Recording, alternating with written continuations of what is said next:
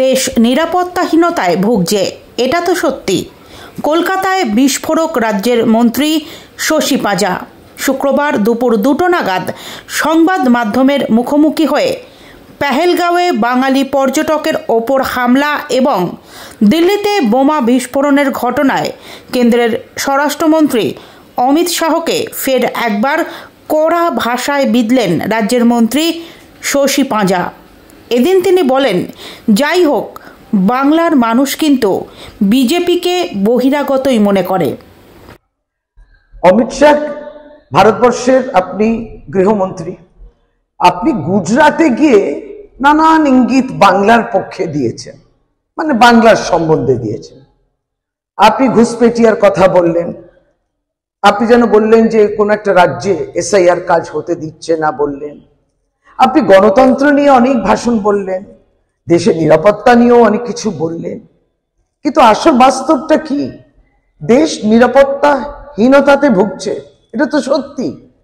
আর যদি আগাম জানা যেত তাহলে পরে এই আতঙ্কবাদীরা পেহেলগাঁওতে ঢুকে নিহত পর্যটকের এই ঘটনাটা হতো না, পর্যটকরা মারা যেত না, ভারতীয় পর্যটক। আবারও দিল্লিতে এরকম বোম ব্লাস্ট হতো না। তার মানে কেউ ঢুকছে, তার মানে দেশের বর্ডার্স গুলো ঠিক মতো ওখানে নিরাপত্তা দেওয়া হচ্ছে না, আপনার নজর এড়িয়ে যাচ্ছে সেখান থেকে। আর আপনি বাংলার দিকে একটা ইঙ্গিতটা ছেড়ে দিলেন। মাননীয় মুখ্যমন্ত্রী বাংলার মমতা বন্দ্যোপাধ্যায় একটা চিঠি দিয়েছেন চিফ ইলেকশন কমিশনারকে, সেই মর্মেই চিঠি দিয়েছেন যে এসআইআর নিয়ে তো তাড়াহুড়ো কিসে। আপনার এসআইআর 2002 তো 2 বছরে লাগলো, আর এটা 2 মাসে শেষ করতে হবে। এই বিষয় নিয়ে লিখেছেন বিএলও প্রচুর চাপে আছে, বুথ লেভেল অফিসার প্রচন্ড চাপে আছেন, মারা যাচ্ছেন, কাজ করতে চাইছেন না।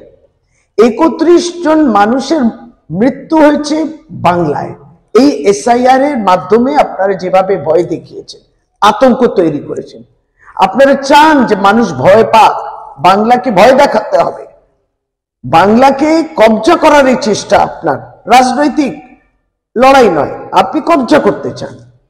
এবং কবজা যেন তেন প্রকারণে হুমকি, নানাভাবে ধমকানো চমকানো, এবং তারপর এসআইআর নামেতে একটা ভয় তৈরি করা।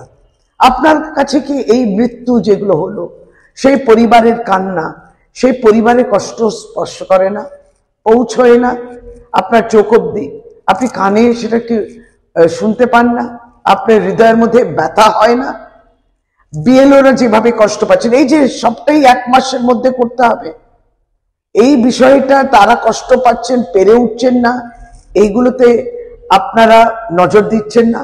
এইগুলো নিয়েই মমতা বন্দ্যোপাধ্যায় লিখেছেন চিঠিতে, এসআইআর এর কোথায় বিষয়টা ডেঞ্জারাস পর্যায়ে গেছে, ভয়ানক জিনিসটা হয়েছে, সেটাই তিনি লিখেছেন। আপনি এটা অন্য ব্যাখ্যা দিলেন। যাই হোক, বাংলার মানুষ কিন্তু বিজেপিকে বহিরাগতই মনে করে, এবং আপনার বহিরাগত শুধু নয়, বাংলা বিরোধী, সেটা বাংলার মানুষ জানে। আগামী নির্বাচন সেটা দেখিয়ে দেবে। আপনার বোধহয় 50-এর কমেই দাঁড়াবেন বাংলায়।